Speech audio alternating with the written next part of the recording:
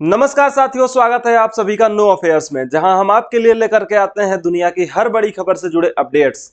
ये है हमारी स्पेशल सीरीज जिसका नाम है WNA यानी कि वर्ल्ड न्यूज एंड एनालिसिस। और आज हम बात करेंगे एक ऐसी खबर के ऊपर जो हमारे लिए और आपके लिए बहुत ही ज्यादा इंपॉर्टेंट है। क्यों?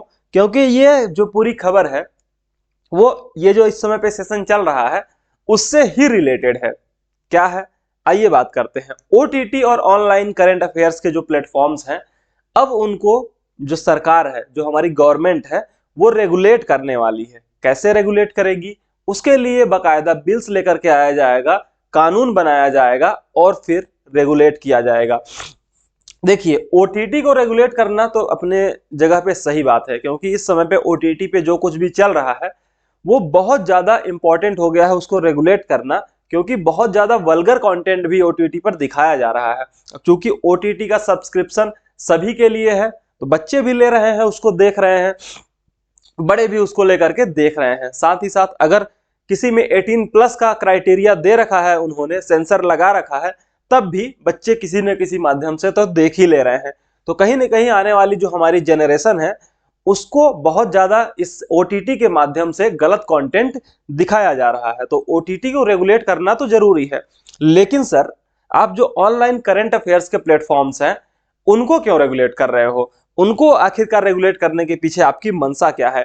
कहीं ऐसा तो नहीं कि जो फ्री स्पीच है, जो फ्री मीडिया है, जो कि इस समय पे जर्नलिज्म में देखने को नहीं मिलती है, जो हम लोग क्या कहते हैं, बड़े बड़े न्यूज मीडिया है या फिर बड़े बड़े जो भी मीडिया हाउसेस हैं, या फिर आज तक जैसे, या फिर न्यूज 18 जैसे जो बड़े चैनल्स हैं, उनके अलावा हम यूट्यूब पर भी छोटे छोटे अलग अलग तरह के पत्रकारों के द्वारा एंकरिंग और उनके द्वारा न्यूज को पढ़ते हुए देख सकते हैं। कुछ जो अपनी एनालिसिस लेकर के आते हैं, वो अपना खुद का एक, जैसे एक तरीके से अभी तक क्या होता था कि जो बड़े मीडिया हाउसेस थे वही सिर्फ न्यूज प्रकाशित कर पाते थे, लेकिन अब क्या है, अब यूट्यूब पे अपना चैनल चला करके लोग मीडिया के माध्यम से अपना जो कुछ भी उनका न्यूज वो कहीं से कलेक्ट कर रहे हैं वो दे देते हैं। ठीक है, जैसे कि अभी मैं क्या कर रहा हूं, मैं आपको बता रहा हूं चीजें। मैंने ये सभी इंफॉर्मेशन कहीं ना कहीं से कलेक्ट की है, कुछ किसी न्यूज़पेपर के माध्यम से या फिर किसी आर्टिकल के माध्यम से। ठीक है, वो सभी कलेक्ट करके एक स्टोरी बना करके आपके सामने पेश कर रहा हूं। लेकिन अगर ऑनलाइन करंट अफेयर्स को गवर्नमेंट रेगुलेट करने लगी तो हो सकता है वो सभी कंटेंट जो गवर्नमेंट के खिलाफ बोला जा रहा हो वो गवर्नमेंट बोलने ही ना दे, तो फ्री स्पीच कहीं ना कहीं खत्म हो जाएगी, मीडिया की जो आजादी है वो खत्म हो जाएगी। देखते हैं क्या कुछ होता है, लेकिन फिलहाल आइए बात करते हैं OTT के ऊपर। OTT यानी ओवर द टॉप। हुआ क्या है, देखिए, जब से 2016 के बाद जियो आया है इंडिया में, उसके बाद से लोगों को बहुत सारा डाटा मिला है यूज करने के लिए। ठीक है, 200 रुपए में लगभग 1.5 से 2 GB डेली का मिल जा रहा है। उसके अलावा 500 रुपए का अगर आपने ब्रॉडबैंड कनेक्शन लगवाया हुआ है तो आपके पास अनलिमिटेड डाटा है, जितना मन उतना उपयोग करिए।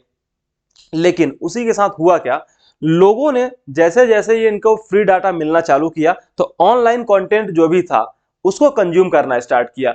लोग मूवीज देखने के लिए सिर्फ और सिर्फ पहले सिनेमा घरों में जाया करते थे या फिर थिएटर्स वगैरह में जाया करते थे, मल्टीप्लेक्स में जाया करते थे। लेकिन अब क्या हुआ, अब लोग वही मूवीज OTT पर भी देखने लगे, क्योंकि चीजें वहां पर अवेलेबल हो गई।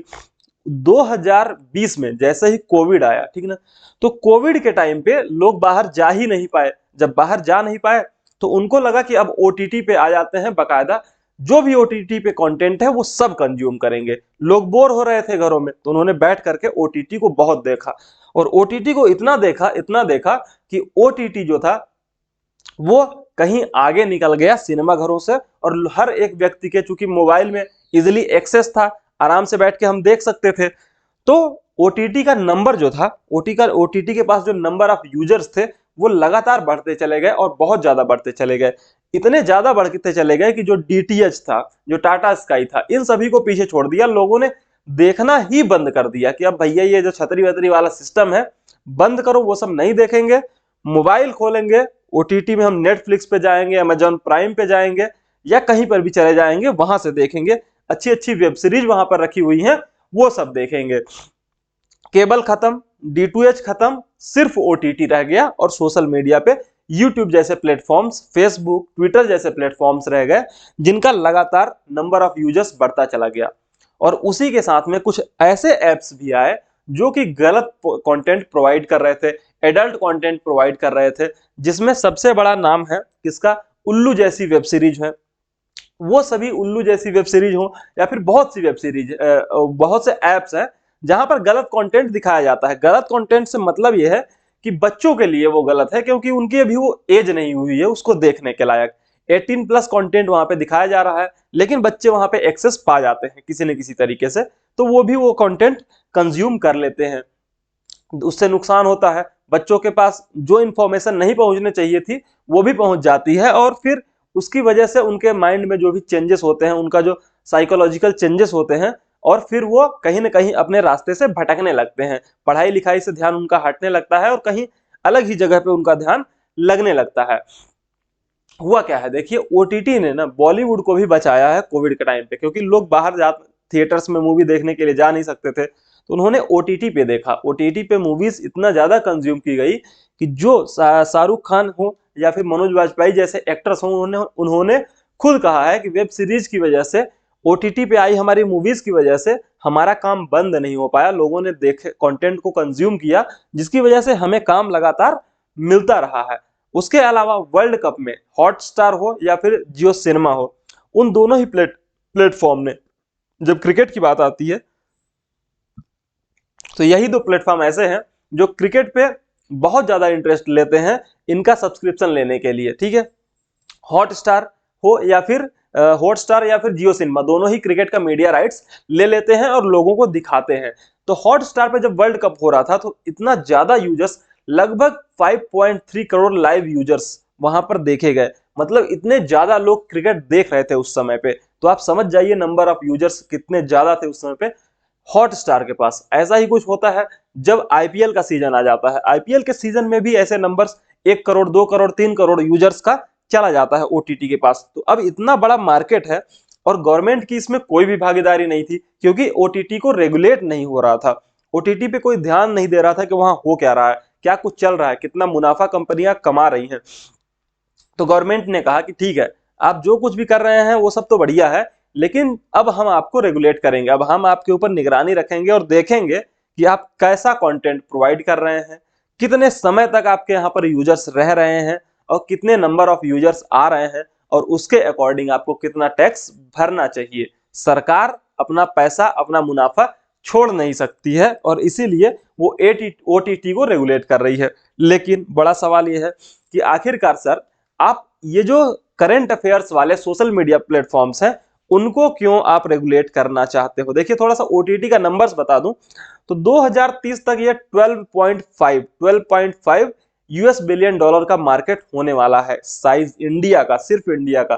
तो आप समझ सकते हैं कि कितना बड़ा मार्केट आने वाले समय में ये क्रिएट होने वाला है।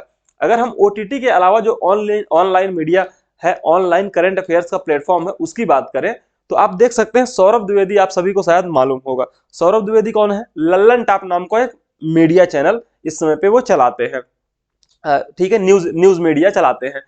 अब हुआ क्या था, इन्होंने स्टार्ट कैसे किया था, इन्होंने स्टार्ट किया था अपना एक यूट्यूब चैनल से। यूट्यूब चैनल पे ये आते थे, वहां पे पत्रकारिता करते थे, और फिर उसके बाद उन्होंने अपनी एक टीम बना ली और धीरे धीरे करके अपना एक एप्लीकेशन भी लॉन्च कर दिया, और ये अब न्यूज मीडिया में ही उतर चुके हैं। सरकार क्या चाहती है, सरकार चाहती है कि अब हम इन लोगों को भी रेगुलेट करेंगे, जो लोग इस तरह की पत्रकारिता करते हैं। उसके अलावा जो लोग न्यूज़पेपर्स की कटिंग बाहर से ई पेपर्स की रिप्लिका ले आ करके उससे एक स्टोरी बना करके लोगों को दिखाते हैं और उसमें अपनी राय वगैरह रख देते हैं, या फिर खुद से कहीं पे अपना माइक लेकर के पहुंच गए और लोगों से सवाल पूछने लगे, इस तरह का जो रिपोर्टिंग करते हैं उनके ऊपर रेगुलेशंस लेकर के आएगी सरकार। और रेगुलेट करके क्या करेगी, जाहिर सी बात है कि इस तरह से जब ये वर्ल्ड अफेयर्स बाय अनअकैडमी जैसे जो चैनल्स हैं उनको शायद बंद कर दिया जाए। उनको बंद करने से नुकसान क्या होगा, हजारों बच्चे, लाखों बच्चे जो इनके कंटेंट को कंज्यूम करते हैं, क्योंकि देखिए बहुत से न्यूज़पेपर्स ऐसे हैं,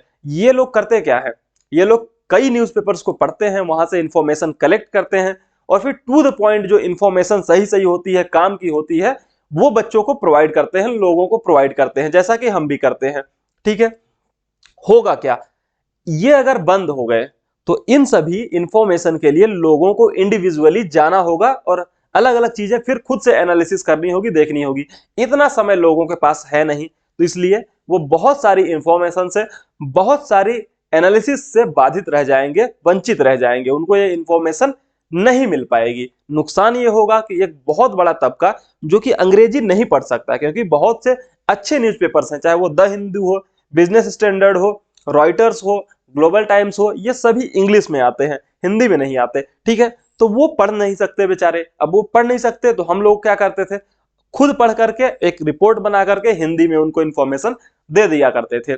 अब वो लोग उससे वंचित रह जाएंगे, उनको वो इंफॉर्मेशन मिल नहीं पाएगी। उसके अलावा क्या होगा, जो फ्री स्पीच की बात की जाती है, फ्री स्पीच कहीं ना कहीं अब लोगों को नहीं मिल पाएगी। बोलने की जो आजादी है ना लोगों को, वो नहीं मिल पाएगी। देखिए, गवर्नमेंट जरूर रेगुलेट करे इसको, सिंपल सी बात है, लेकिन उन हर उस व्यक्ति को न रोक दे बोलने से जो कुछ अच्छा कंटेंट प्रोवाइड कर रहा है, जिससे समाज में कुछ बेहतर विकसित हो रहा है, जिसमें समाज में कोई एक डेवलपमेंट हो रहा है, लोगों को इंफॉर्मेशन मिल रही है, जागरूकता फैल रही है। अगर ऐसा हुआ तो कहीं ना कहीं देखा जाएगा कि जो हमारे लोकतंत्र का चौथा स्तंभ है, चौथा पिलर जिसे हम मीडिया मानते हैं, जिसे हम पत्रकारिता मानते हैं, जर्नलिज्म कहते हैं, वो पूरी तरीके से ध्वस्त हो जाएगा। और अगर लोकतंत्र का चौथा पिलर गिर गया तो बिल्डिंग का ढहना तय है। तो देखते हैं कि आगे क्या कुछ होता है। अगर आपको ये वीडियो पसंद आया है तो इसे लाइक करिए, हमारे चैनल पर नए हैं तो चैनल को सब्सक्राइब करिए।